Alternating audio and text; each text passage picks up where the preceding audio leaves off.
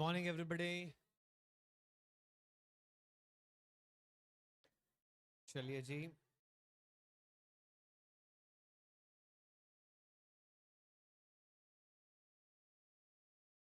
हम लोग पढ़ रहे हैं चैप्टर नंबर 3।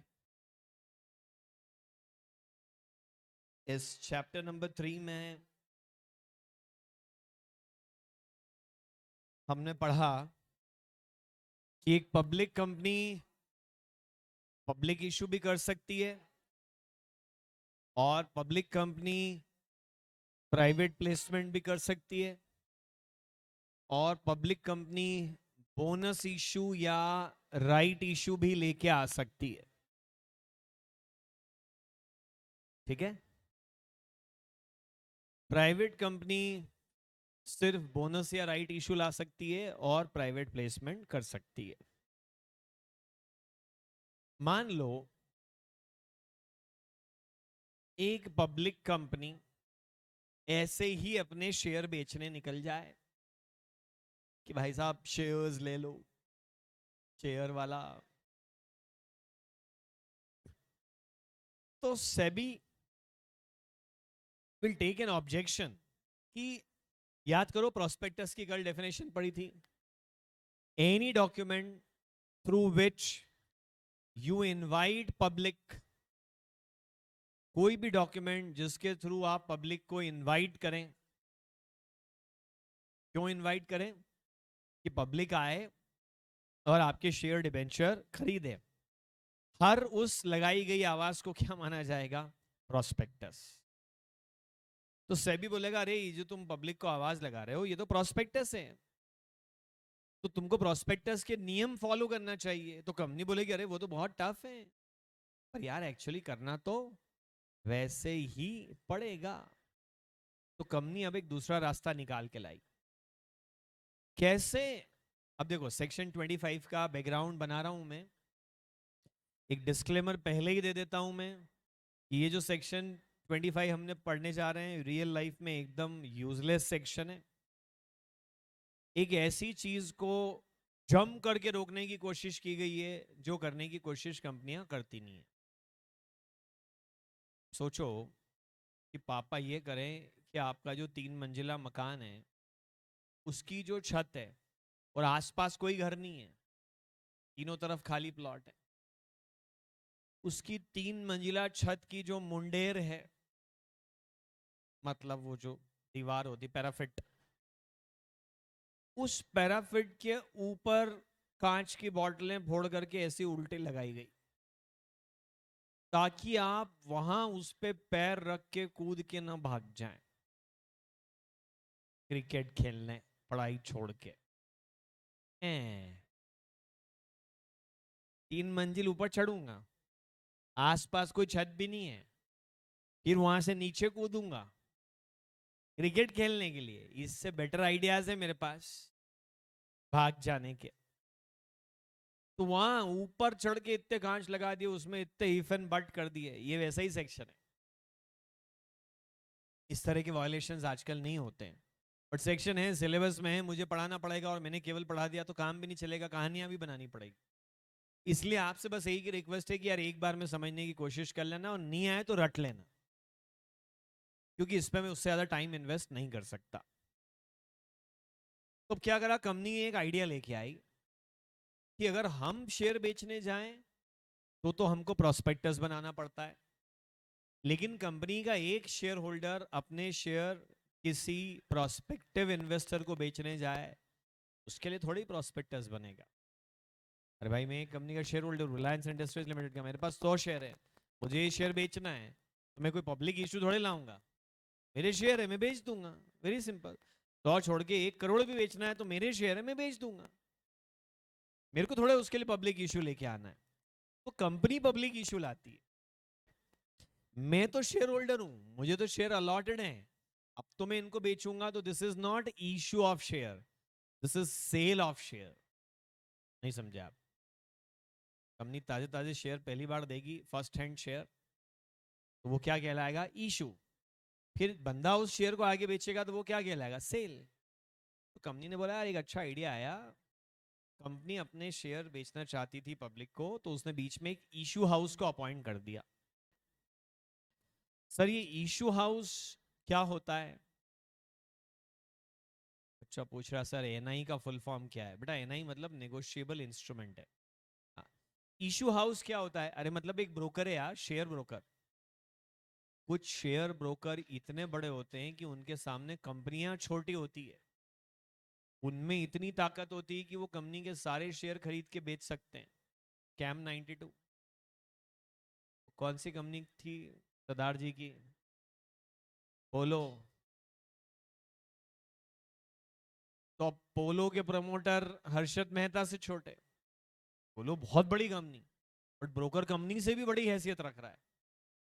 तो कई सारी जो छोटी कंपनियां होती ना, वो अपना पब्लिक इशू लाने की जगह शेयर्स का प्राइवेट प्लेसमेंट भी कर देती ब्रोकर को, जेन्युइन प्राइवेट प्लेसमेंट।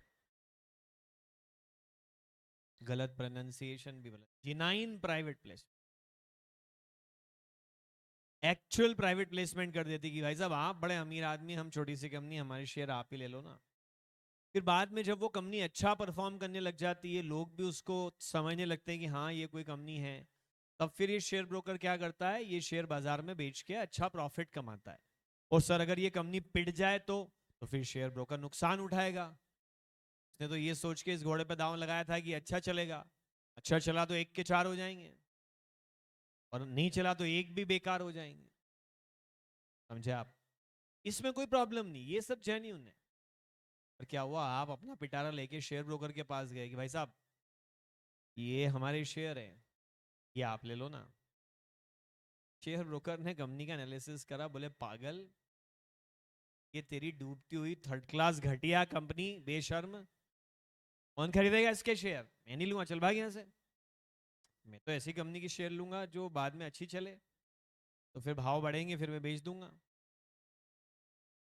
कंपनी ने बोला नहीं नहीं, कोई ये शेयर एक्चुअली लेना नहीं है, आपको केवल लेने का नाटक करना है। हाँ बहुत खराब कंपनी, आप जानते हो, हम जानते, पब्लिक थोड़ी जानते। आप ये कंपनी लेने का नाटक करो। लो, जितने सेलिब्रिटी जितने प्रोडक्ट के एडवर्टीजमेंट करते हैं वो पर्सनली कंज्यूम नहीं करते हैं। Most of them don't personally consume it. फेंक दे वो उठा के, ऐसी कचरा चीज हम क्यों कंज्यूम करें? बट वो आपके सामने प्रमोट करेंगे, फिर आप बोलोगे अरे यार सेलिब्रिटीज लोग ये प्रोडक्ट एडवर्टाइज कर रहे हैं, मतलब चलो आओ कंज्यूम करें। सलमान खान ने कहा कोको कोला का ऐड कौन कर रहा है आजकल? रणवीर, रणवीर कपूर, थम्स अप है, रणवीर कपूर कर रहा है ना। वो सर वो पीता क्या धमाधम गड़ागड़ पीता है। अरे वो तो गांजा भी फूकता है, उसका क्या करोगे? तुम भी करोगे? सेलिब्रिटीज हैं, वो तो कुछ भी कर सकते हैं। तुम्हारे उनमें अंतर है, बहुत बड़ा डिफरेंस है। तो क्या कोको कोला क्या चीज है, मजा आ जाता है। तो वो पी रहा है, वो हो सकता है वो नहीं भी कंज्यूम करे, या हो सकता है वो पागल हो, तो हम थोड़े पागल बनेंगे। तो सर आपको क्या करना है, इशू हाउस को हमने बोला कि आप शेयर मत लो, वाकई बहुत बुरा है, आप तो नाटक करो कि ये शेयर ले रहे हैं हम, और ये शेयर आप लेने का नाटक करो, और टेम्परेरीली आप पैसे पैसे भी दे दो, शेयर भी ले लो, पैसे भी दे दो, और हाथों हाथ ये शेयर। अच्छा ये तो प्राइवेट प्लेसमेंट है, सुनो एक मिनट। ये शेयर दिए ब्रोकर को 1 करोड़, बदले में ब्रोकर ने 1 करोड़ शेयर के सामने 500 करोड़ रुपए किसको दे दिए? कंपनी को। और तुरंत ये जहर मुंह में रख के घूम थोड़ी सकते हैं, इसको तो इमीडिएटली स्पिट आउट करना पड़ेगा। तुरंत इसको क्या करा, पब्लिक को बेचा। सर तो ये जो ब्रोकर को दिया इसमें प्रोस्पेक्टस नहीं लगेगा? नहीं नहीं नहीं, ब्रोकर को दिया वो तो प्राइवेट प्लेसमेंट है, प्राइवेट प्लेसमेंट में प्रोस्पेक्टस की जरूरत है ही नहीं। और ब्रोकर ने भी तुरंत हाथों हाथ, इसके पहले कि ये जहर अंदर उतर जाए, शेयर किसको टिका दिया? पब्लिक। अच्छा अब ब्रोकर ने शेयर पब्लिक को बेचा, पब्लिक ने पैसे ब्रोकर को दे दिए, ये इशू ऑफ शेयर्स थोड़े ही है, ये तो सेल ऑफ शेयर है। इश्यू होता तो प्रोस्पेक्टस लगता। तो अब हम पूरी तरह से प्रोस्पेक्टस से बच गए, क्योंकि कंपनी ने जब इशू हाउस को दिया तो वो तो प्राइवेट प्लेसमेंट था। प्राइवेट प्लेसमेंट में प्रोस्पेक्टस की जरूरत नहीं होती है।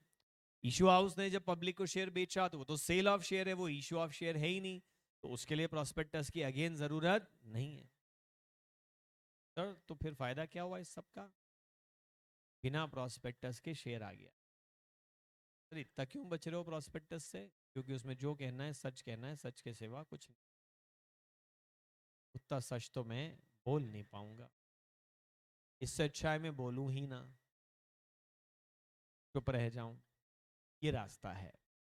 तो सरकार ने ये चीज पकड़ ली कि अच्छा कुछ लोग ऐसा करते हुए पकड़े गए।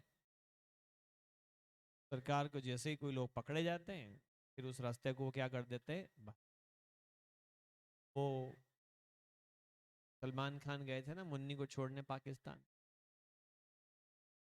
सुरंग में से गए थे ना, याद आया? बीएसएफ को सुरंग मिल गई, अच्छा ये चल रहा है, बीएसएफ ने बंद कर दिया उसे। तो तस्करों ने, स्मगलर्स ने दूसरी खोल दी। सर ऐसे खोदते दिखते नहीं है क्या? बीएसएफ का तो नहीं कुछ होता है, लेकिन जहाँ ये कंपनीज एक्ट में जब सुरंग खोदते हैं, तो जो कंपनीज एक्ट के बीएसएफ वाले हैं उनको तो दिखता भी है कि सुरंग खुद रही है, और वो थोड़ा हिस्सा उनको भी दे देते हैं। सरकार को दिखता नहीं इतने बड़े बड़े घोटाले चल रहे हैं, आंखें नहीं इनकी, दिमाग नहीं, इतना सिस्टम क्या काम नहीं कर रहा है? जो देश में मर्डर चल रहे हैं, रेप चल रहे हैं, घोटाले चल रहे हैं, जेब कट रही है, डकैती हो रही है, सब दिखता नहीं क्या किसी को? है ना, सबको दिखता है, और उनकी आंखें बंद कर दी जाए, तो पैसों से या डरा धमका करके, एज द केस में भी। तो सर फिर अब क्या हुआ? फिर बहुत मजा आया, हमने पब्लिक को बना दिया बेवकूफ। 500 करोड़ के शेयर पब्लिक के पास आ गए, 500 करोड़ कंपनी की जेब में चले गए, 10-20 करोड़ इश्यू हाउस को उसका कमीशन दे दिया होगा अंडर द टेबल, और अब ये 500 करोड़ के शेयर कल को रह गए 2 करोड़ के, पब्लिक के पैसे की बच गई बैंड। सरकार को ये सुरंग दिख गई, सरकार ने बंद कर दी। सरकार ने बोला अच्छा ये सब चल रहा है। उन्होंने एक नियम बना दिया कि अगर इशू हाउस कंपनी से शेयर्स लेकर के तुरंत पब्लिक को दे, तो जो तुरंत पब्लिक को देगा इसके लिए प्रोस्पेक्टस इशू करना पड़ेगा, that will be deemed to be a prospectus. Issue house ने कोई तो पेपर पब्लिक को दिया होगा ना, ये बहुत अच्छी कंपनी है इसको लीजिए, that paper will be deemed to be a prospectus, सरकार ने बोल दिया। तो लोग बोले तुरंत, अच्छा ठीक है तो हम 1 दिन बाद दे देंगे। सरकार 1 दिन बोल दी तो बोले हम ठीक है 2 दिन बाद दे देंगे। सरकार ने बोल दिया 6 महीने। इशू हाउस को जिस दिन हाथ में शेयर आए, वहां से 6 महीने में अगर ये पब्लिक को बेचने की कोशिश करे, तो पब्लिक को बेचने के लिए जो एडवर्टीजमेंट इशू हाउस करेगा, that will be deem to be a prospectus. Sir तो 6 महीने बाद बेचे तो फिर क्या प्रोस्पेक्टस नहीं माना जाएगा? हाँ फिर नहीं मानेंगे, 6 महीने मुंह में जहर रखना पड़ेगा ना, गलती से अंदर चला गया तो इशू हाउस मारा जाएगा। 6 महीने के बाद शेयर दे मतलब फिर ये फ्रॉड ट्रांजैक्शन नहीं है, फिर तो ये कोई जेन्युइन ट्रांजैक्शन लगता है। देखो रूल क्या है, has the broker sold shares to public within 6 months? If answer is yes, then the advertisement given by broker will be deemed to be a prospect। अभी मत लिखो, रुको रुको रुको, रुक जाओ। सर एक बार वापस बता दो ना डीम प्रॉस्पेक्टस। हाँ सुनो ना, कंपनी ने एक ब्रोकर को शेयर दिए, क्या ये ब्रोकर 6 महीने में पब्लिक के लिए एडवर्टीजमेंट दे रहा है? हाँ। अच्छा, चोर झूठ है, ये एडवर्टीजमेंट प्रॉस्पेक्टस मान लिया जाएगा। नहीं सर, ये 6 महीने के बाद दे रहा है, लेकिन इसने अब एक नई चालाकी करी, इसने कंपनी से शेयर ले लिए और कंपनी को पैसा नहीं दिया। इसके सिर पे अभी कोई रिस्क नहीं है, और 7 महीने चुपचाप बैठा रहा, हाथ की घड़ी मुंह पे उंगली। और फिर इसने पब्लिक को इशू करके पब्लिक से पैसे लेके कंपनी को दे दिए। तो पहला वाला प्रोविजन तो ये इसने एक काट निकाल लिया, उसका रास्ता निकाल लिया। तो दूसरी शर्त, has the broker paid full consideration to company before offer for sale to public. नहीं नहीं नहीं सर, 7 महीने निकल गए, 6 महीने निकल गए और पैसा इसने दिया नहीं था कंपनी को। कंपनी को इसने बाद में पैसा दिया, तब भी जो ब्रोकर का एडवर्टीजमेंट है वो क्या मान लिया जाएगा? प्रॉस्पेक्ट। नहीं सर, 6 महीने बाद इसने शेयर बेचे और ये कंपनी को पूरे पैसे दे चुका था, फिर ये डीम प्रॉस्पेक्टस नहीं है। छापो।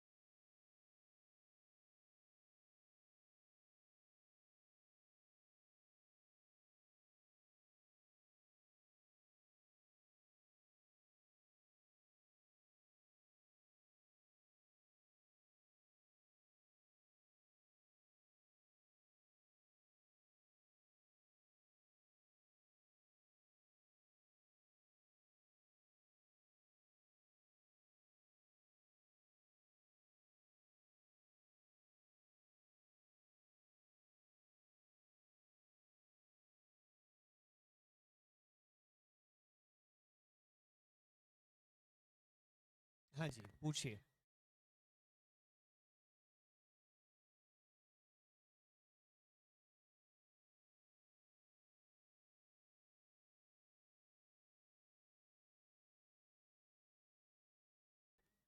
वो एक अलग चीज है बेटा। जो सेक्शन 10A में तो ये था, जो सब्सक्राइबर्स हैं उनका पैसा आ गया। सब्सक्राइबर के तो 1-1 हजार शेयर थे, 100-100 शेयर थे, बस उसका डिक्लेरेशन आपने दे दिया कि उसका पैसा आ गया। ये तो बाद में इशू हुए। सेक्शन 10A इज अबाउट जिसने मेमोरेंडम साइन करा था उसका पैसा आ गया। ये वो लोग थोड़ी हैं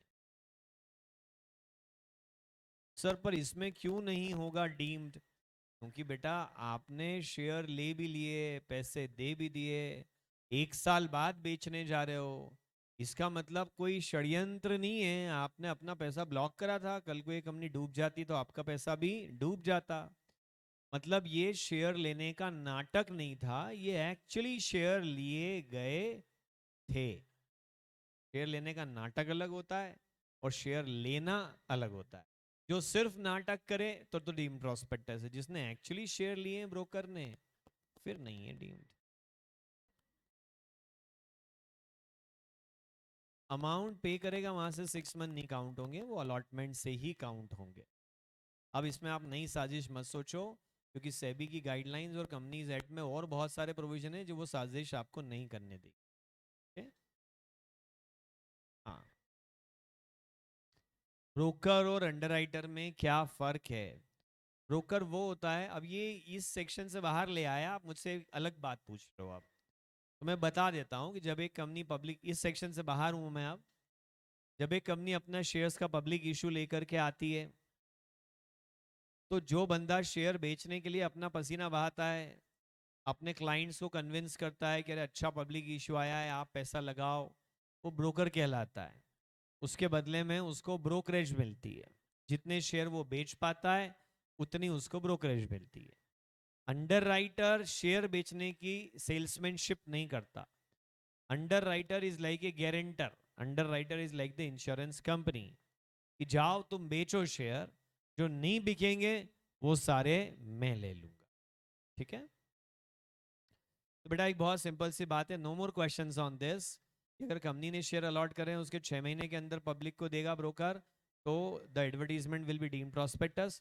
6 महीने निकलने के बाद भी देगा, तब तक उसने कंपनी को पैसा नहीं दिया है, जब वो शेयर को पब्लिक को बेच रहा है तब भी it will be deem to be a prospectus. But 6 महीने भी निकल जाए, कंसिडरेशन पहले ही दिया जा चुका हो, तो फिर इसको प्रॉस्पेक्टस की कैटेगरी में नहीं रखा जाएगा।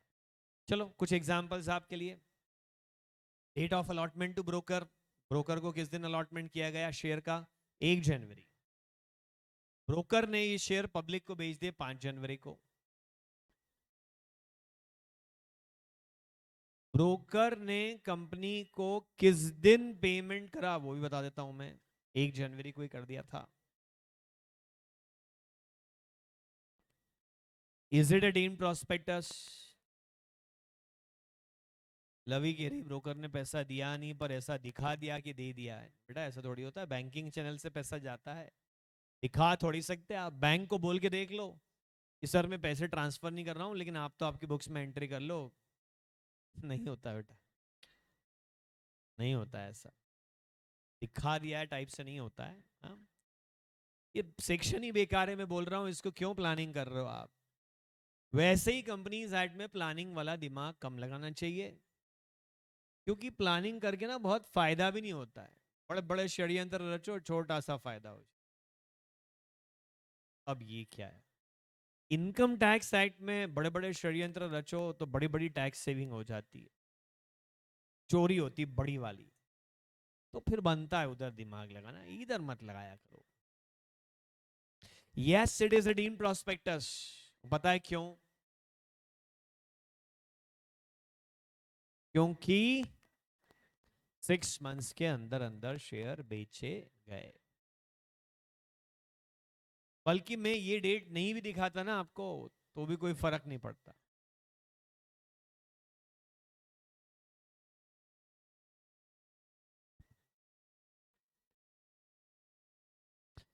डीम्ड है तो लिखो डीम्ड, नहीं है तो लिखो नॉट डीम्ड। आप लोग भी नहीं, आपको लिखना नहीं है, आपको हाथ उठा करना है। कितने बच्चे कह रहे हैं डीम्ड है? Okay, majority here is saying deemed. Yes, it is deemed. अरे पर पेमेंट बाद में हुआ यार, पेमेंट गया चूल्हे में, पेमेंट की बात ही नहीं करते, पेमेंट वाली कंडीशन इन्वोक ही नहीं होती है अगर 6 महीने के अंदर अंदर शेयर बेचने की कोशिश की जाए तो।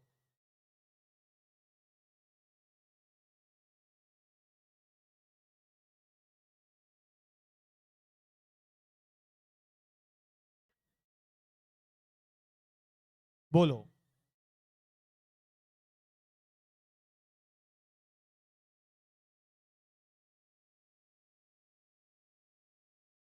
कितने बच्चे बोल रहे हैं ये डीम्ड है? हाथ उठाओ ना, आप तो मेरे सवाल का जवाब दो। कितने कह रहे डीम्ड है, हाथ उठाओ। कितने कह रहे नॉट डीम्ड है, हाथ उठाओ। कितने कह रहे कि नहीं नहीं पहले पेमेंट डेट दिखाओ? इनको पेमेंट डेट देखना, बताओ।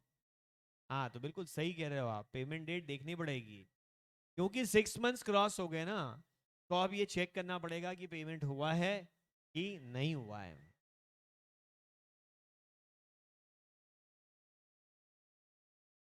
Date of payment by broker to company, broker ने कंपनी को पैसे भी बाद में ही दिए, मतलब ये तो खुलेआम षड्यंत्र है। ब्रोकर पैसे पहले ही दे देता, पर शेयर नहीं बेचता, तो जेन्यून परचेस होता। इसने खाली शेयर लेके रख लिए, कंपनी को पैसे बाद में दिए, it is deem to be a prospectus. अरे सर ये नहीं आया समझ में, तो प्रोविजन वापस पढ़ लो जो फ्लो चार्ट बनाए।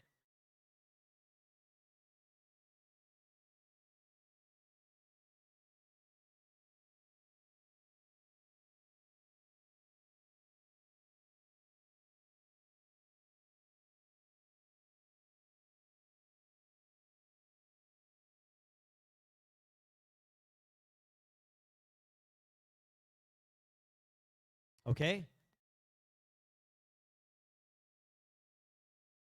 नेक्स्ट, चलो बताओ, डीम्ड और नॉट डीम्ड, डेट चाहिए, कौन सी डेट चाहिए? Date of payment by broker to company.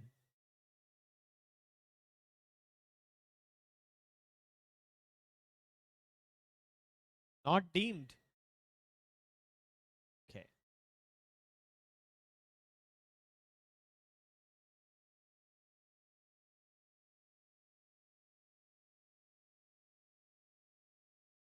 बस इस पे ज्यादा दिमाग नहीं लगा सकते, इसको डिलीट कर देना था, पता नहीं ये रखा हुआ है सेक्शन।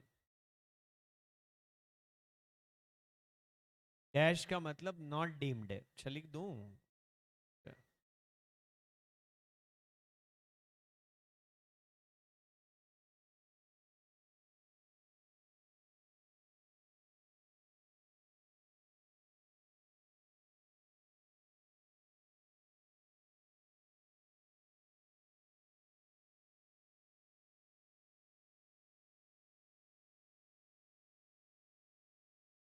सर एक बार ये डीम्ड प्रोस्पेक्टस हो जाए फिर क्या होगा? फिर क्या होगा सुनो, डीम्ड प्रोस्पेक्टस हो जाए मतलब ये जो छोटा सा एडवर्टीजमेंट आपने दे दिया था शेयर बिका हुआ है, वो नहीं चलेगा। आप अब आपको क्या करना पड़ेगा, सिस्टमेटिक 400 पेज का प्रोस्पेक्टस बनाना पड़ेगा। अरे बेटा प्रोस्पेक्टस में ना इतनी बातें लिखनी पड़ती है, इतनी बातें लिखनी पड़ती है, इतनी बातें लिखनी पड़ती है कि 200 400 600 पेज का हो जाता है। उतना सारा सच बोलना पड़ेगा। सोचो आपको कोई अभी यहाँ माइक देके मैं खड़ा कर दूं और बोले कि आपके बारे में सब सच्ची सच्ची बातें 1 घंटे तक बोल के बताओ। अरे 1 घंटे तो बोलूंगा तो मेरी सारी पोल खुल जाएगी, सच बोलूंगा तो। इतना लिखना पड़ता है, और इतना लिखो वो भी सच लिखो। अब क्या करो, वो तो लिखना ही पड़ेगा। डीम्ड हो गया ना, प्रोस्पेक्टस हो गया ना, तो अब तो प्रोस्पेक्टस के कायदे से बनाओ, बल्कि तुम झूठे लोग तुम 2 बातें एक्स्ट्रा लिखो। तुम शॉर्टकट मार रहे थे ना, तुम 2 बातें एक्स्ट्रा लिखो। एक तो बताओ कि अमाउंट जो ब्रोकर ने कंपनी को दिया है वो कितना है। पूरा का पूरा प्रोस्पेक्टस तो बनाओ भी 400 पेज का। साथ में ब्रोकर ये भी बताए कि हमने कंपनी को कितने पैसे दिए।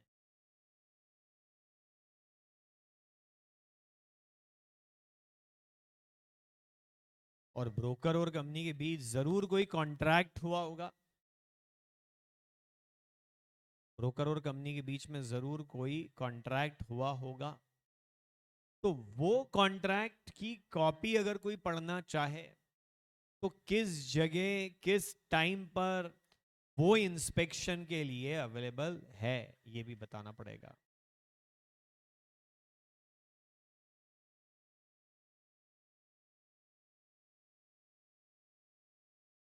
हाँ सर, अगर ये प्रोस्पेक्टस झूठा निकला तो लायबल कौन होगा? तो नोट्स में एक एक्स्ट्रा बात और भी लिखी है कि जो इशू हाउस है ना, उसके डायरेक्टर्स को कंपनी का डायरेक्टर्स मान लिया जाएगा। यानी न केवल कंपनी के डायरेक्टर्स लायबल होंगे, बल्कि ब्रोकर भी लायबल होगा झूठे प्रोस्पेक्टस के लिए। कंपनी भी फंसेगी, ब्रोकर भी फंसेगा, दोनों की मिली भगत है। अरे आपने किसी को एक फोटोग्राफ दे दिया है कि ये आदमी है, ये पैसे हैं, खत्म कर दो, सुपारी दे दी। आई डोंट नो ऐसा क्यों कहते हैं सुपारी दे दी, बट हाँ आपने पैसे दिए और फोटो दिया और बोला निपटा दे, और इसने निपटा दिया, और ये पकड़ा गया, और इसने बता दिया कि आपने पैसे दिए थे। तो सर गोली मैंने थोड़ी मारी है, मैं नहीं जाऊंगा जेल। और वो भी बोल देगा सर मैंने अपने मन से थोड़ी मारी, इनके कहने पे मारी, मैं नहीं जाऊंगा, दोनों छूट जाएंगे कि दोनों जेल जाएंगे। हाँ बस यहाँ कंपनी भी जाएगी और ब्रोकर भी जाएगा, मतलब कंपनी भी पनिशेबल है और कंपनी भी और ब्रोकर भी। तो बेटा ये एक बेकार सेक्शन था, हमने इसको पढ़ लिया बहुत दिमाग लगा लगा करके पूरा। अब एक अच्छा सेक्शन पढ़ते हैं।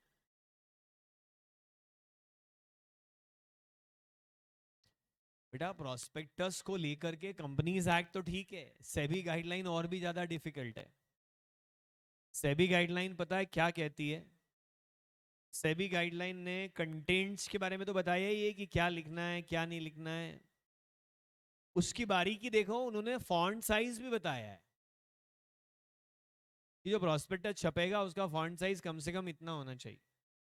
उन्होंने ये भी बताया है कि जो प्रॉस्पेक्टस नाम की बुक बन जाएगी, बुक बन जाती हो तो पूरी, उसका कवर पेज कलरफुल नहीं होगा, वो वाइट होना चाहिए। आप रंगीन फोटो छाप दें उसके ऊपर, लोगों को अट्रैक्ट कर लें, नहीं चलेगा। वाइट कवर पेज होना चाहिए। उसके कलर पेज की थिकनेस 100 जीएसएम पेपर की होनी चाहिए। उसके कवर पेज पे ये लिखना पड़ेगा कि हमारी कंपनी के इक्विटी शेयर में उन लोगों को पैसा लगाना चाहिए जो पूरा पैसा डूबा देने को भी तैयार हैं, because investment in equity share is subject to market risk. वो please read offer document carefully, वो तो टीवी में बोलते हैं, ये तो ऑफर डॉक्यूमेंट ही है ना, ये तो प्रॉस्पेक्टस ही, वही तो बोल रहे हैं टीवी में कि जरा प्रॉस्पेक्टस पढ़ लेना। और प्रॉस्पेक्टस के पहले पेज पे क्या लिखवा दिया कि देखिए इक्विटी शेयर है, सारे पैसे भी डूब जाएंगे, बी प्रिपेयर्ड, ऐसा लिखवाना पड़ता है। अरे जैसे सरकार ने बोला ना सिगरेट के पैकेट पे लिखो कि सिगरेट पीने से कैंसर होता है, तो लिखा, अरे शुरू शुरू लाई थी सरकार बहुत पहले कि लिखो, तो लोग बहुत चतुर हैं, उन्होंने ऐसे छोटे छोटे अक्षरों में कोने में दबा दिया। तो सरकार ने फिर फॉन्ट साइज बताया कि सिगरेट के पैकेट का जितना सरफेस एरिया है उसका 20% एरिया ये लिखने में जाना चाहिए कि ये धूम्रपान हानिकारक है। फिर सरकार ने तो उसके बाद वो कैंसर से सड़ा हुआ जबड़ा छापने को भी बोला। सिगरेट के पैकेट पे आजकल वो छपा हुआ आता है। सर तो क्या इससे कुछ लोग कम हो गए होंगे? हाँ जरूर, जो अभी तक नहीं पी रहे हैं और पहली बार कोशिश कर रहे होंगे, वो जबड़ा देख करके उनको लगा होगा कि मेरा भी ऐसा ही हो जाएगा, कुछ तो रुके ही होंगे। पर जो आदतन है बहुत ज्यादा, उनको जबड़ा असली लाके भी दिखा दो तो भी कुछ नहीं, वो फिर भी पिएंगे। तो सरकार ने प्रॉस्पेक्टस पे छपवा दिया कि इक्विटी शेयर है, देखना सारे डूब जाएंगे। पर कई लोग तो प्रॉस्पेक्टस पढ़ते ही नहीं है, वो सीधे फॉर्म भर देते हैं। अरे सर हमारे नहीं समझ में आता है काला अक्षर में इस बराबर, हमको तो क्या है, एक आदमी ने टिप दी है, टिप, एसएमएस पे टिप आई है, इसमें लगा दो 1 के 4 1 के 4 1 के 4 1 के 4। सुने आपने कभी रेडियो में ऐड सुने कि आप एसएमएस पे आई हुई चीजों से बहुत कुछ बन सकते हैं?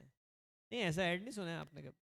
ऐड आता है कि एसएमएस की शायरी सुना करके और आप बन सकते हैं शायर, और एसएमएस टिप पे इन्वेस्टमेंट करके आप बन सकते हैं बेवकूफ। सरकार एडवर्टीजमेंट करती है बड़े भारी इस बात को लेके कि दूसरों के कहने पर आप शेयर में पैसा न लगाएं, अपना दिमाग खुद लगाएं। सर यार तो ना, ये प्रॉस्पेक्टस तो बहुत खराब चीज हो गई, हम इससे बचना चाहेंगे। सरकार बचने नहीं देगी। सरकार ने बोला इन सब केसेस में प्रॉस्पेक्टस देना जरूरी है। सर किन सब केसेस में प्रॉस्पेक्टस देना जरूरी है? Prospectus must be issued for public issue. जब जब पब्लिक इशू आएगा, हेलो, जब जब पब्लिक इशू आएगा तब तब प्रॉस्पेक्टस दिया जाएगा। सर कोई बचने का तरीका है? हाँ, 4 एक्सेप्शन है। सर क्यों दें प्रॉस्पेक्टस? जिससे कि लोगों को पैसा लगाने के पहले कंपनी के बारे में पता चले। अरे अब कल को आप चार्टर्ड अकाउंटेंट बन जाओगे, जॉब लग जाएगी, प्रैक्टिस जम जाएगी, फिर पापा मम्मी क्या कहेंगे कि चलो भाई इस शेयर का पब्लिक इशू लेके आए।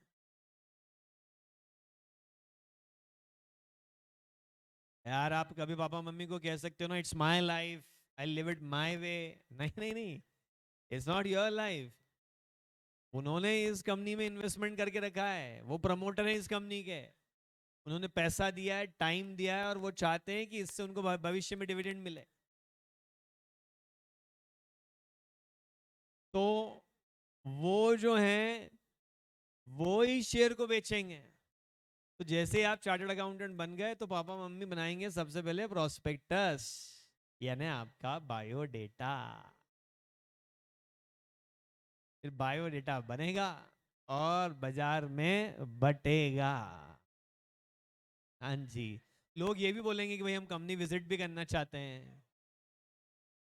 अकेले प्रोस्पेक्टस से क्या बात समझ नहीं आती। जो बड़े बड़े इन्वेस्टर है ना, जैसे कोल माइन अपना पब्लिक इशू लाई, तो वो साइट पे जाके कोल माइन में अंदर ट्रॉली में जाके अंदर घुस के भी देखते हैं कि बराबर कोयला वोयला निकल रहा है कि नहीं। बड़े इन्वेस्टर्स करते हैं ये मेहनत भी, इस हद तक की मेहनत करते हैं।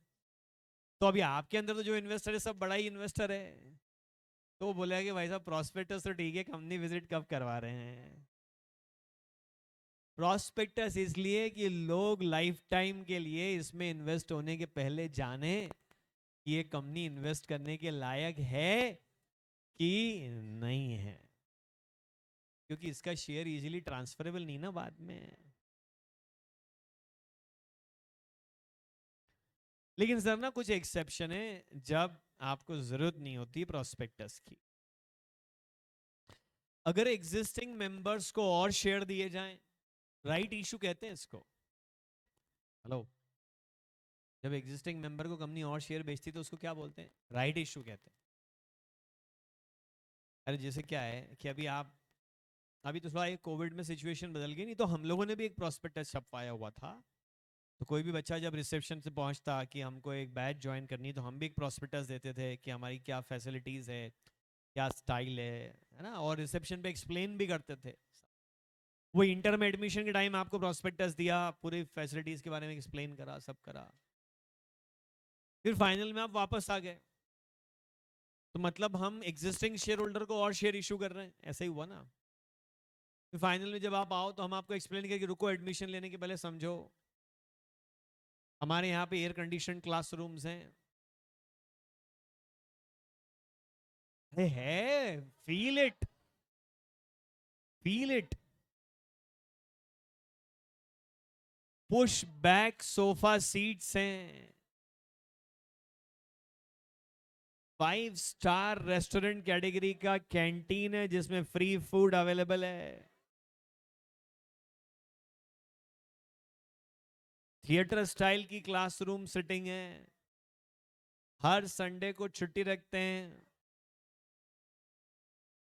और हर संडे को बढ़िया जोरदार फ्री डीजे पार्टी होती है। कभी JW मैरियट में, तो कभी कहाँ, तो कभी कहाँ। तो हम ये सब बोलें तो उसका आपके ऊपर कोई असर नहीं होगा, क्योंकि आप तो हमारे बारे में पहले से सब कुछ जानते हो। क्या फायदा प्रोस्पेक्टस का? सच बोलो या झूठ बोलो, कोई फर्क नहीं पड़ रहा है ना। तो इसलिए एग्जिस्टिंग मेंबर को और शेयर बेचे जाएं तो प्रोस्पेक्टस की जरूरत नहीं है। अरे आप पापा को बोलो, पापा CAVM मजा नहीं आ रहा, मेरे को पैसे दे दो, मैं बिजनेस करूंगा। पर मैं आपको पहले अपनी स्किल्स के बारे में बताता हूं, आप पहले मेरे बारे में जानिए। पापा बोले, बेटा मुझे पता है। हाँ बिल्कुल सही, मैं तेरा बाप हूं। और बेटा मुझे ये भी पता है कि जो 10 लाख रुपए तेरे को दे रहा हूं ना बेटा, वो डूबने के हैं, ओम स्वाहा बोल के ही लाया हूं तिजोरी से बाहर। एग्जिस्टिंग मेंबर को जरूरत नहीं है, क्योंकि ये तो पहले से सब जानते हैं। ऑलरेडी कोटेड, अच्छा ऑलरेडी कोटेड मतलब, मान लो मैं आपको ये कहूं कि मुझे ये कैलकुलेटर बेचना है, ठीक है, और इस कैलकुलेटर को मैं बेचना चाहता हूं 20 लाख रुपए में। ए, ये क्या था सर, 20 लाख? इस कैलकुलेटर में ऐसा क्या है तो यूजलेस सा दिखता है? ऐसा कुछ, मैं मान लो एक मैं बोलता हूं कि मुझे एक पेन बेचना है, ये पेन है, और मैं ये पेन बेचना चाहता हूं 10 लाख रुपए में। सर बोलोगे पागल समझा आपने हमको, क्यों 10 लाख मिलेंगे? फिर मैं आपको बताऊं कि ये पेन का हिस्टोरिकल इंपॉर्टेंस है। गांधी जी जब जेल में थे, तब उन्होंने जो ऑटोबायोग्राफी अपनी लिखी थी, माय एक्सपेरिमेंट्स विथ ट्रुथ, सत्य के साथ मेरे प्रयोग।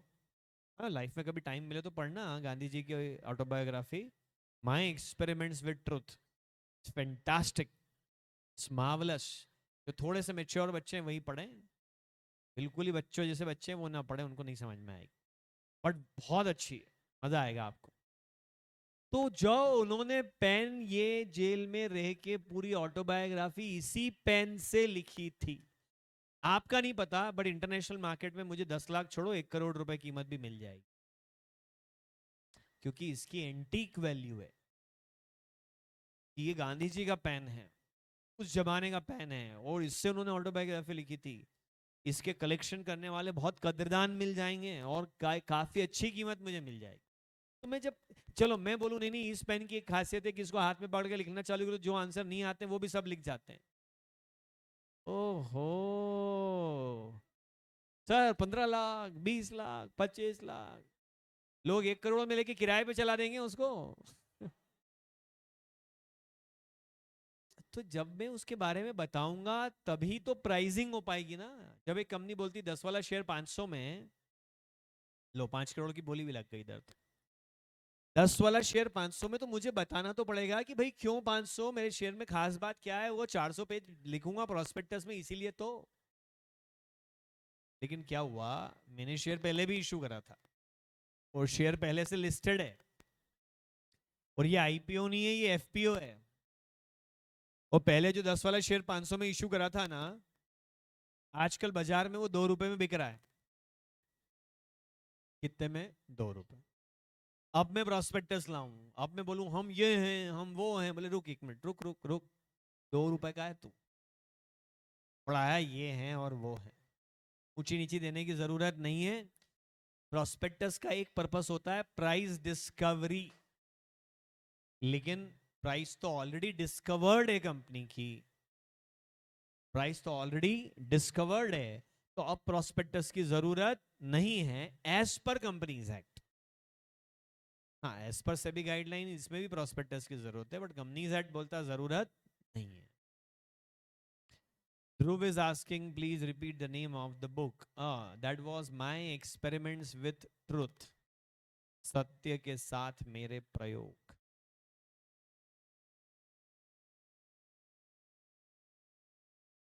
हम सेबी गाइडलाइन नहीं पढ़ रहे हैं, हम कंपनीज एक्ट पढ़ रहे हैं, तो एग्जाम में आप यही लिख के आएंगे।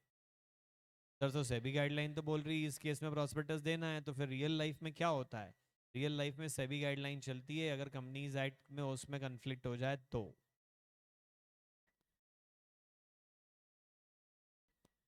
प्राइवेट प्लेसमेंट, 1-to-1 प्लेसमेंट हो रहा है तो प्रोस्पेक्टस की जरूरत थोड़ी है। Prospectus is a large scale advertisement. Private placement हो रहा है, इसमें प्रोस्पेक्टस की जरूरत ही नहीं। आप बड़े हो गए, चार्टर्ड अकाउंटेंट बन गए, नौकरी लग गई, आप पापा को कह रहे हो पापा बायोडाटा बनवाओ, सारी मैट्रिमोनियल साइट पे इसको डलवाओ, सब रिश्तेदारों में बांटो। पापा बोले जरूरत नहीं बेटा। हैं? क्यों जरूरत नहीं? बोले जब तुम छोटे थे ना।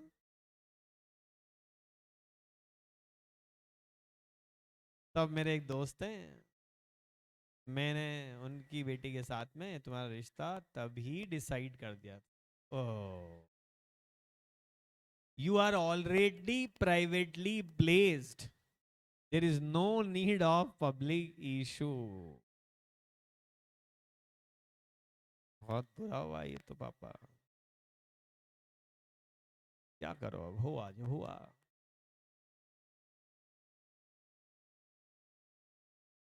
इशू टू अंडर राइटर, लो, अभी इन्होंने अंडर राइटर पूछा ही था, जानते हो ना अंडर राइटर गारंटी देता है ये कि शेयर जो नहीं बिकेंगे वो मैं ले लूंगा, जाओ बेचो, एक भी नहीं बिका तो मैं सारे ले लूंगा, सारे बिक गए तो मैं एक भी नहीं लूंगा।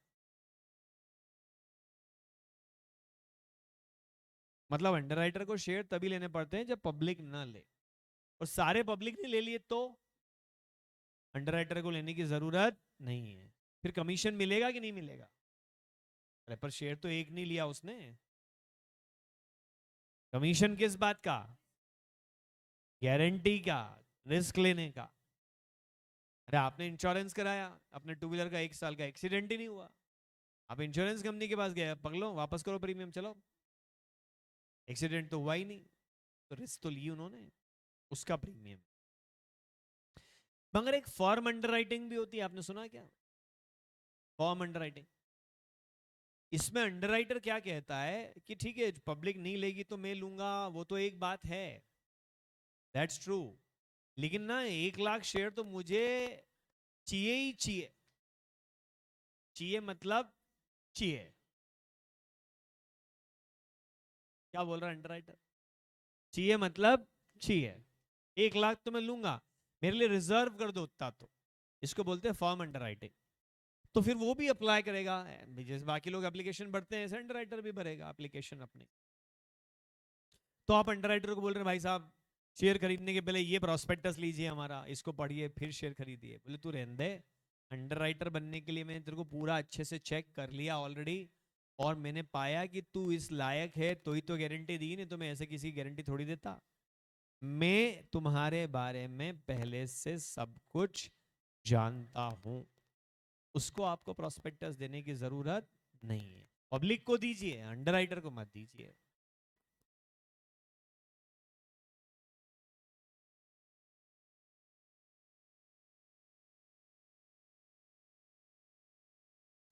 अंडरराइटर शेयर लेगा तो वो भी एक शेयर होल्डर बन जाएगा।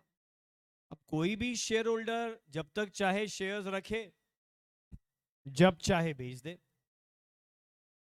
Same is true with underwriter all.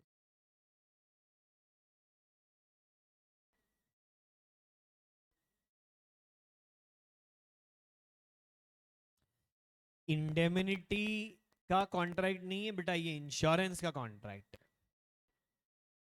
कि जाओ तुम बेचो, कोई नहीं लेगा तो मैं ले लूंगा। कॉन्ट्रैक्ट एक्ट में आपका जो मन पड़े उसको बोलना, I am not bothered about it. Companies act में इसको अंडरराइटिंग कॉन्ट्रैक्ट कहते हैं।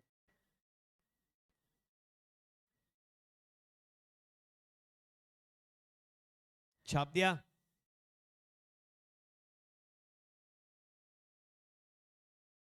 यार ये जो प्रोस्पेक्ट देखो, किसी कंपनी के जब पब्लिक इशू आता है ना, तो वो कंपनी की लाइफ में एक बहुत बड़ा इवेंट होता है।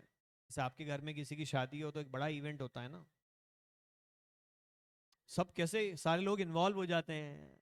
कोई पत्रिका छपवा रहा है, कोई कैटरर से मीटिंग कर रहा है, कोई इवेंट मैनेजर से बात कर रहा है। महीने 2 महीने पहले से तो एकदम जोरों पे तैयारियां आ जाती है।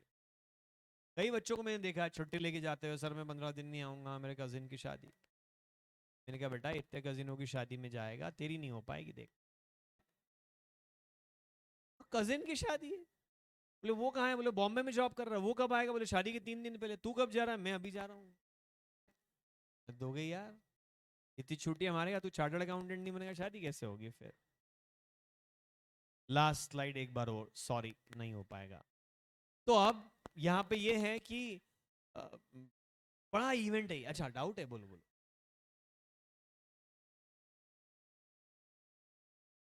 Difference between already coated and, हाँ ऑलरेडी कोटेड हैं। कोटेड मतलब है कि आप पब्लिक इशू लाए थे, लिस्टिंग हो गई, रेगुलरली ट्रेड हो रहा है, तो वो कोटेड है। पर ऐसी कंपनी अगर फिर पब्लिक इशू लाएगी तो वो फर्दर पब्लिक इशू कहलाएगा। तो फर्दर पब्लिक इशू के टाइम शेयर ऑलरेडी कोटेड ही होता है। तो मैं इसीलिए बोल रहा हूँ ना, रियल लाइफ में तो एफपीओ में प्रोस्पेक्टस आता ही है। वो तो कंपनीज एक्ट बोल रहा है कि एफपीओ में प्रोस्पेक्टस की जरूरत नहीं है, बट सेबी गाइडलाइन में तो बोला है कि जरूरत है। तो वो जो शादी होती है ना, तो पत्रिका छपती है। प्रोस्पेक्टस का हिंदी में नाम पता है क्या है? विवरण पत्रिका। तो ये भी एक पत्रिका है, शादी में भी पत्रिका छपती है। पत्रिका छपती है, सबसे पहली कॉपी जाती है। हाँ अरे वाह, बहुत नॉलेज है तुमको, क्या बात है शादियों का। श्री गणेश भगवान को एक पत्रिका चढ़ाई जाती है। लोग नाम भी बता रहे हैं अलग अलग तरह के उसके।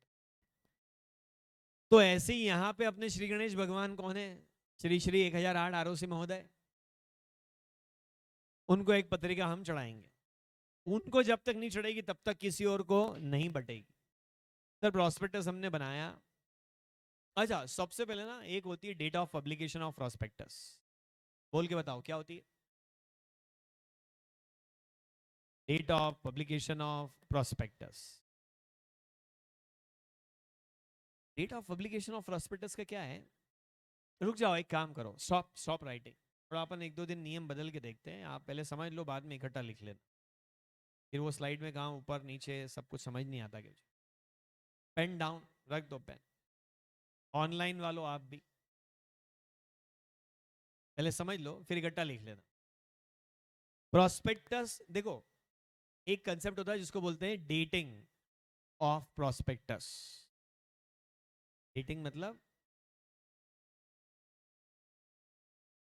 प्रोस्पेक्टस पर डेट लिखने की प्रोसेस क्या कहलाती है? डेटिंग कहलाती है। कुछ चीजें डेटेड होती है, कुछ चीजें अनडेटेड होती है। जैसे मैंने आपको नोट्स दिए, उस पर डेट नहीं लिखी है, ठीक है। लेकिन आपके घर न्यूज़पेपर आया आज, उस पर डेट लिखी है, लिखी है।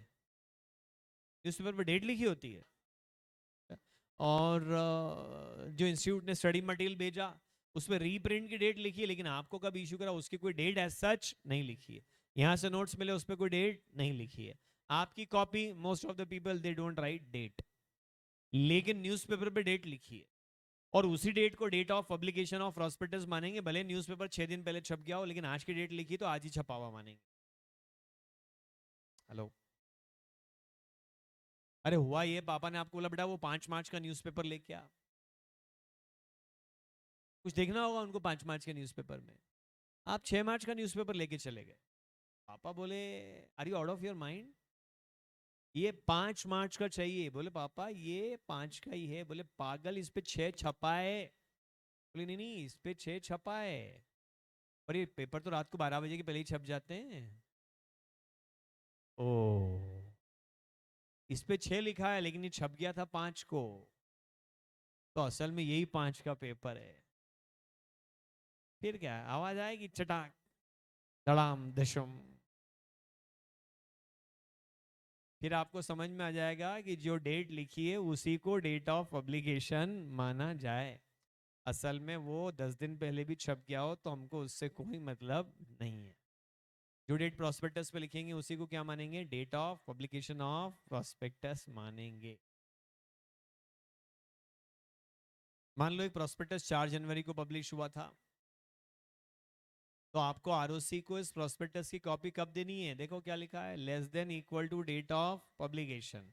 या तो डेट ऑफ पब्लिकेशन को ही आरओसी को कॉपी दे दो, या उसके पहले ही दे दो। अरे सर पहले कैसे दे देंगे, छपाई उस दिन है। अरे छपा तो कब का था, वो डेट उस दिन की लिखी। बताओ आरओसी की कॉपी देने की लास्ट डेट क्या है? यहाँ यहाँ तारीख पढ़ के बताओ, 4 जनवरी। और अगर कंपनी 3 को दे दे तो चलेगा क्या? और 5 को दे तो नहीं चलेगा। 10 जनवरी को कॉपी दे तो नहीं चलेगा। 4 को दे तो ये राइट है। 1 जनवरी को दे दे तो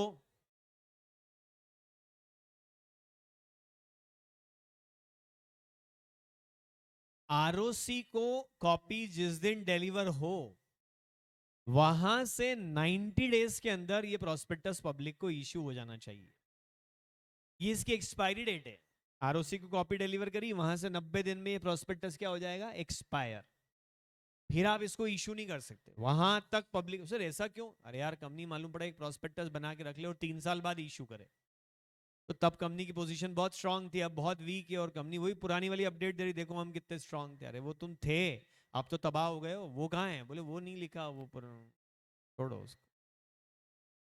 इसलिए प्रोस्पेक्टस ताज़ा होना चाहिए, एक्सपायर्ड नहीं होना चाहिए। मैक्सिमम कितने दिन में पब्लिक को दोगे? 90 डेज में कॉपी देनी पड़ेगी। जरा अच्छा, 1 जनवरी से गिनूं मैं 90 दिन, कि 4 जनवरी से गिनूं? पढ़ो क्या लिखा है। आरओसी को कॉपी दी वहां से 90 दिन, तो कितने जनवरी से गिनेंगे? 1 जनवरी से गिनेंगे। चलो 90 डेज गिनो, मानो कि ये लीप ईयर नहीं है, गिनो 90 दिन। अरे पगलो 1 2 3 4 ऐसे नहीं गिनना है। आई मीन क्या तारीख आएगी? अरे चीटर, सो तो दिख गया था स्लाइड पे।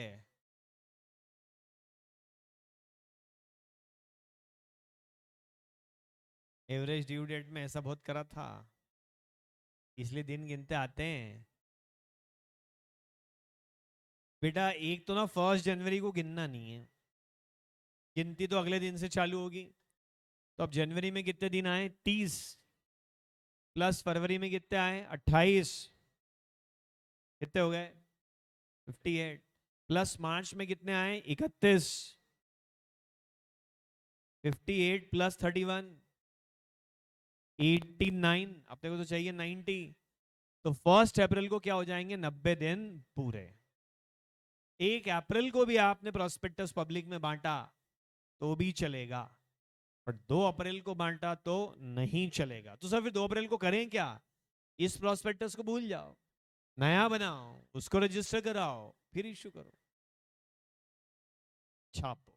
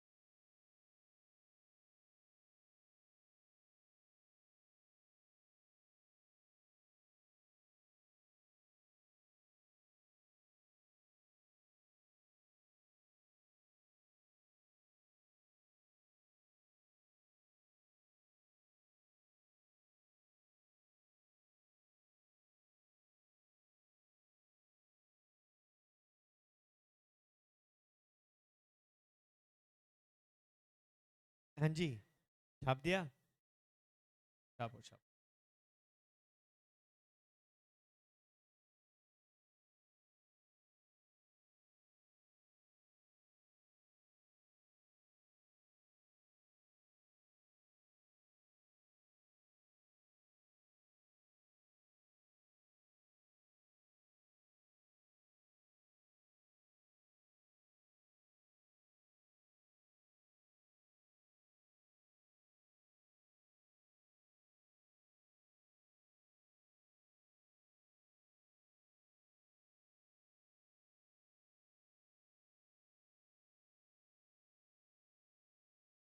डन? नो? अच्छा, ये टाइमलाइन भी बना रहे हो, देखता है आप।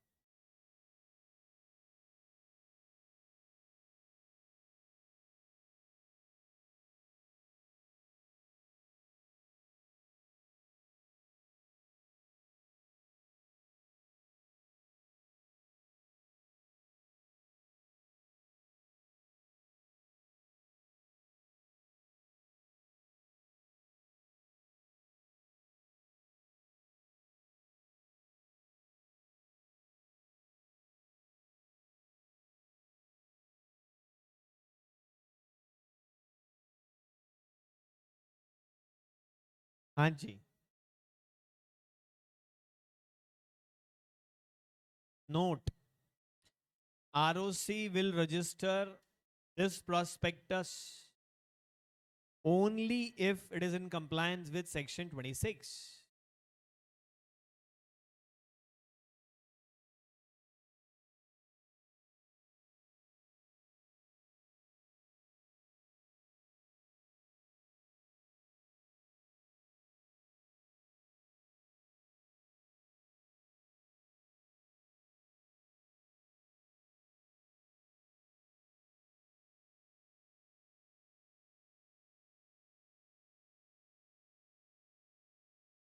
सर ये सेक्शन 26 का कंप्लायंस करना पड़ेगा, इसका मतलब क्या है?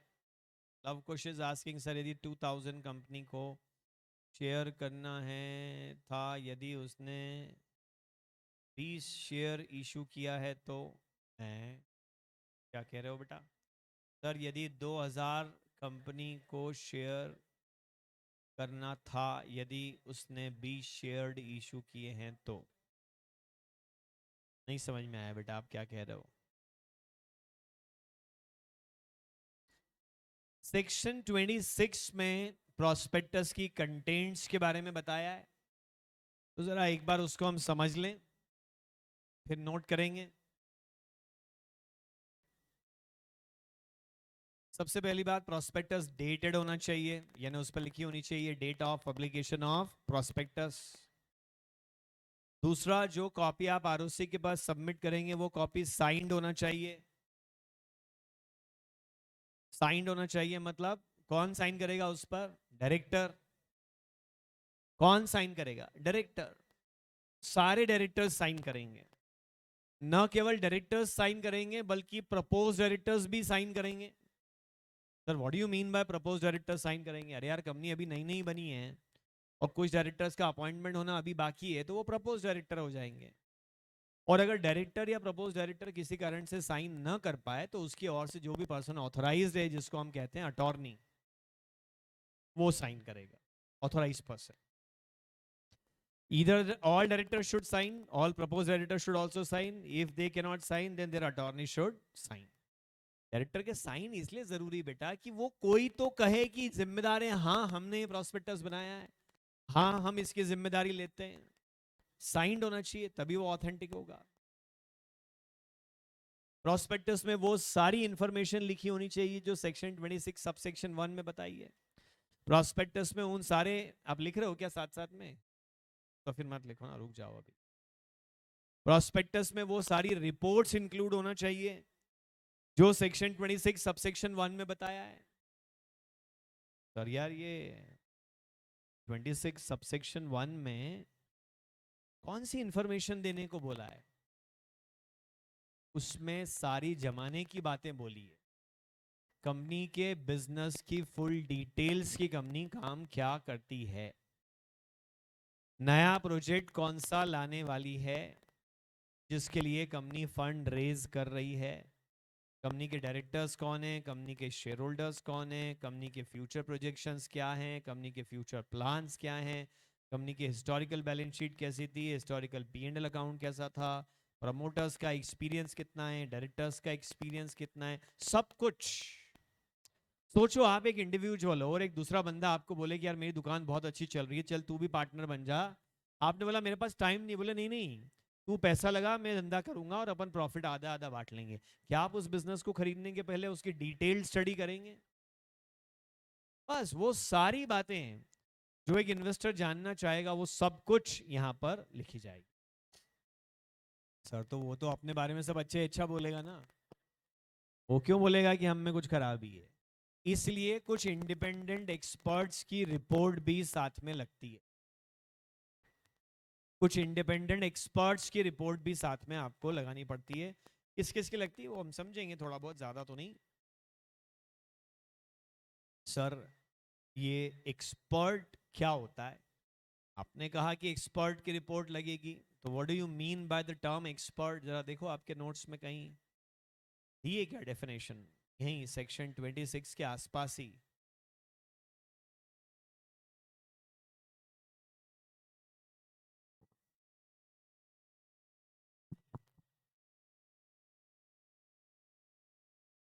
और कहीं दिए? Page number 27।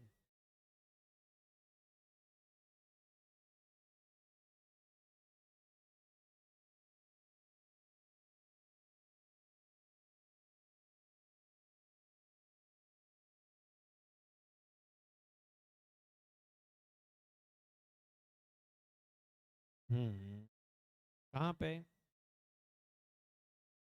सेक्शन कौन सी के बाद? 27 के बाद ना, कि 26 के बाद? सब सेक्शन 5 के नीचे ये एक्सपर्ट लिखा है बेटा, एक्सपर्ट की डेफिनेशन थोड़ी दी है, नहीं दी है ना। चलो कोई बात नहीं, मैं लिखवाता हूँ आपको, आप बाद में लिखवा दूंगा। आप चलो मैं एक बार समझा देता हूँ। देखो एक्सपर्ट मतलब क्या है, कंपनी लॉ में ये डेफिनेशन दी है कि अगर किसी भी पर्सन का प्रोफेशन उसको कोई साइनिंग अथॉरिटी देता है तो वो पर्सन क्या माना जाएगा, एक्सपर्ट माना जाएगा। जैसे एक चार्टर्ड अकाउंटेंट अगर लिख दे कि मैंने कंपनी की बुक्स ऑफ अकाउंट्स देखी और ये बैलेंस शीट और P&L अकाउंट कंपनी की फाइनेंशियल पोजीशन का ट्रू एंड फेयर व्यू देता है, तो फिर क्या माना जाएगा कि हाँ ये वाकई ट्रू एंड फेयर व्यू देता है। तो चार्टर्ड अकाउंटेंट कौन हो गया, एक्सपर्ट, क्योंकि उसका प्रोफेशन उसको साइन करने की अथॉरिटी देता है। कंपनी सेक्रेटरी कौन हो गया, एक्सपर्ट, क्योंकि वो साइन कर दे कि सारा कंप्लायंस बराबर है तो माना जाएगा। कॉस्ट अकाउंटेंट कौन है, एक्सपर्ट, वो बोले कि कंपनी की कॉस्ट शीट में ये कॉस्ट आती है तो वो मानी जाएगी। डॉक्टर कौन है, एक्सपर्ट, उसके फील्ड में, आई एम नॉट सेइंग कि प्रोस्पेक्टस में वो आएगा।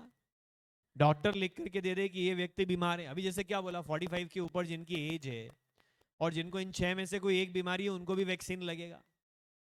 अभी वैक्सीनेशन किनका हो रहा है, कोरोना का, 60+। बट 45 टू 60 वाले भी वैक्सीनेशन करवा सकते हैं अगर वो बीमारी का सर्टिफिकेट लाएं। तो बीमारी का सर्टिफिकेट कौन दे रहा है, डॉक्टर। डॉक्टर बोलता है कि ये हाई बीपी की प्रॉब्लम से सफर करते हैं, आई सर्टिफाई दिस, वो सर्टिफिकेट ले जाके दिखाओ 45+ एज है, आपका वैक्सीनेशन हो जाएगा। मान रहे हैं ना, तो डॉक्टर भी कौन है, एक्सपर्ट। अभी जैसे मालूम पड़ा कि आप माइनिंग एक्सपर्ट हो और कंपनी एक कोल माइन खरीद चुकी है। अब जब कोल माइन में अंदर गड्ढा खोदेंगे तो कितना कोयला निकलेगा तो भगवान ही मालिक है, लेकिन माइनिंग एक्सपर्ट बता रहा है कि मेरे एक्सपीरियंस के हिसाब से बहुत अच्छा क्वालिटी का बहुत सारा कोल मिलेगा, वो साइन करके देगा तो उसकी बात में वजन होगा। जिस व्यक्ति का प्रोफेशन उसको साइनिंग पावर देता है, उसकी कही हुई बात को वजन देता है, ऐसे हर व्यक्ति को क्या माना जाएगा, एक्सपर्ट। तो एक्सपर्ट से आप रिपोर्ट लेने गए, एक्सपर्ट रिपोर्ट को लेकर के क्या रूल्स हैं। नंबर 1, एक्सपर्ट अनबायस्ड होना चाहिए। सर वो पिछले 3 साल के P&L बैलेंस शीट सर्टिफाई करके प्रोस्पेक्टस में छपवाने थे, चार्टर्ड अकाउंटेंट से सर्टिफाई कराने थे। हम 4 प्रमोटर है सर, उनमें से एक चार्टर्ड अकाउंटेंट भी है। चार्टर्ड अकाउंटेंट बोले अपनी ही कंपनी है, बहुत बढ़िया, और एक CA की साइन चाहिए, मैं ही कर देता हूं। हेलो, बढ़िया काम हो गया ना, पैसे भी बच गए। अरे फीस के पैसे भी बच गए, काम का काम हो गया, पैसे के पैसे बच गए।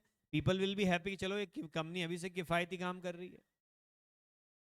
लोग ऐसा नहीं कर सकते क्योंकि वो खुद को सर्टिफाई कर रहा है, वो बोल रहा है कि ये सब सही है? वो तो अपने बारे में जो कहेगा वो अच्छा ही कहेगा, भले वो सच कहे, पर लोग तो यही शक करेंगे ना कि वो तो अच्छा ही कहेगा। अरे आप मिठाई की दुकान पे गए, आपने बोला भैया ये मिठाई कैसी है, अरे बोले A1 सुपर एक्सीलेंट, अभी 2 मिनट पहले बन के आई है, ताजा मिठाई है, A ग्रेड क्वालिटी का मटेरियल इसके अंदर डला है, और मतलब दूर देशों तक मिठाई जाती है हमारी, बहुत शानदार है, और ऊपर से 50 रुपए किलो वो अलग। मतलब यार वो तो अच्छा ही बोलेगा ना, वो क्यों बुरा बोलेगा अपने बारे में। इसलिए एक्सपर्ट के बारे में क्या बोला है कि he should not be engaged in formation of company, वो कंपनी से जुड़ा हुआ व्यक्ति नहीं होना चाहिए। दूसरा, उसकी रिटर्न कंसेंट लेना चाहिए। Sir what do you mean bye उसकी रिटर्न कंसेंट लेना चाहिए, वो रिपोर्ट भी दे और साथ में लिख के दे कि ये रिपोर्ट प्रोस्पेक्टस में यूज की जा सकती है। तब तो रिपोर्ट दी है तो मतलब कहीं भी यूज करो, वो तो नहीं नहीं नहीं नहीं। जब भी कोई रिपोर्ट इश्यू होती है तो अक्सर ही उसमें पर्पस ऑफ रिपोर्ट लिख दिया जाता है। जैसे कल एक स्टार्टअप मेरे पास आया कि भाई साहब ये वैल्यूएशन कर दो। हमने बोला क्यों चाहिए वैल्यूएशन, बोले क्योंकि हमारा इन्वेस्टर एक फॉरेनर है, तो हमको फॉरेन एक्सचेंज मैनेजमेंट एक्ट के कंप्लायंस के लिए वैल्यूएशन कराना है। तो हमने रिपोर्ट में मेंशन करा कि this report can be used only for the purpose of compliance under FEMA. It cannot be use for pitching the investment to the venture capital funds. ये हमारी रिपोर्ट की बेसिस पे आप इन्वेस्टर को ले जाके नहीं दिखाएंगे कि देखो तरुण महाजन ने लिखा है कि एक शेयर की वैल्यू 12,500 रुपए है, तो आप जरूर लगाइए पैसा। नहीं, मैंने बोला ये इसलिए रिपोर्ट नहीं दी है, मैंने रिपोर्ट दी है फैमा के कंप्लायंस के लिए।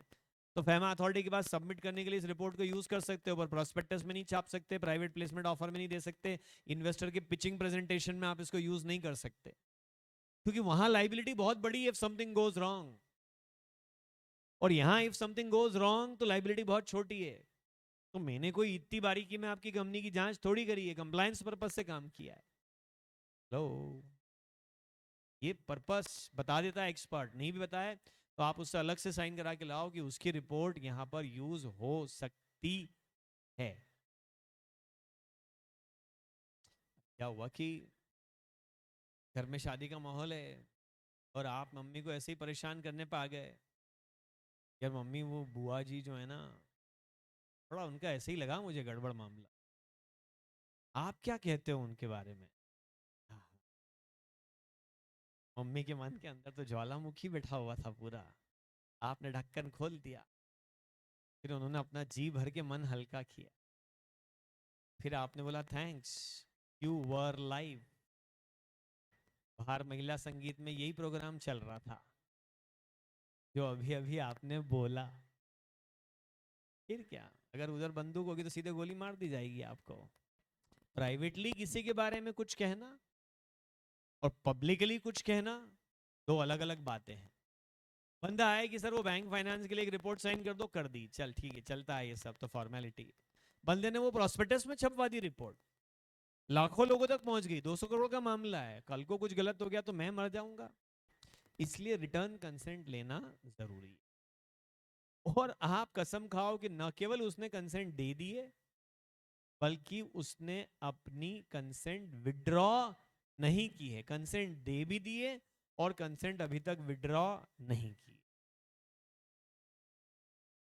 और प्रोस्पेक्टस में ये एक तो इस नियम का पालन करो, नंबर 1, और नंबर 2, प्रोस्पेक्टस में ये बात लिखो कि हमने इसे एक्सपर्ट से रिपोर्ट लिए जो इंडिपेंडेंट है, उसने रिटर्न कंसेंट दे दी है और उसने रिटर्न कंसेंट वापस नहीं लिए। सर आप एक बात को दो बार बोल रहे हैं, एक बार तो इसलिए बोला कि ये मानो, और दूसरी बात इसलिए बोल रहा हूं कि ये लिखो। कहां लिखो? प्रोस्पेक्टस में। फिलहाल इसको कॉपी में लिखो।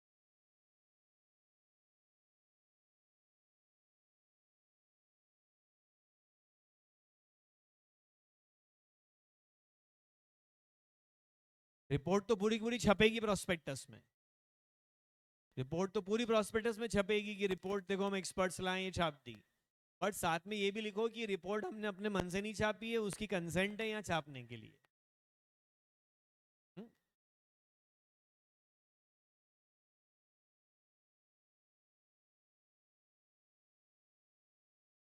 किसी की कोई चीज छापो उसके पहले उसकी कंसेंट लगती है।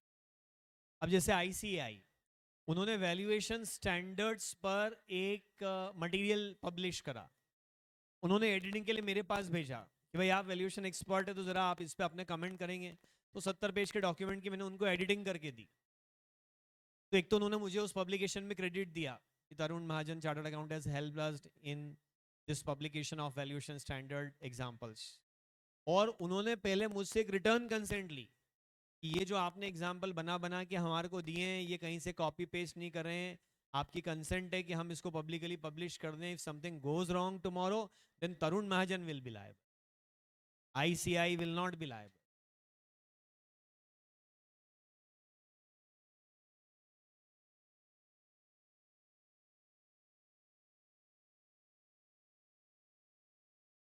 और बस इतना ही है या और बड़ा चार्ट बनेगा? ये साइड में खाली जगह दिख रही है, इसका मतलब ही बनेगा। ओ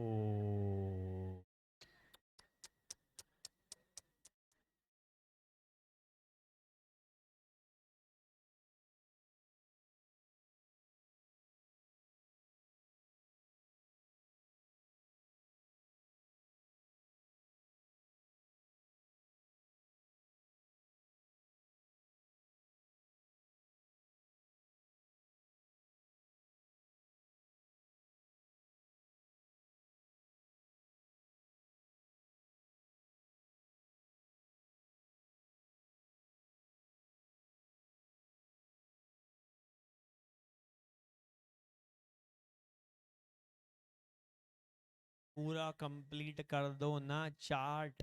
अरे कर लेंगे, जल्दी क्या है। दर्शन करा देता हूँ कि वो ऐसा बचा हुआ, बस ये 2 पॉइंट आएंगे, ज्यादा नहीं है कुछ। ऐसे ये बस इतना सा आएगा। लिखना है अभी। आप 3 लाइन लिखनी, समझा कल दूंगा, ऐसा करो, लिख लो।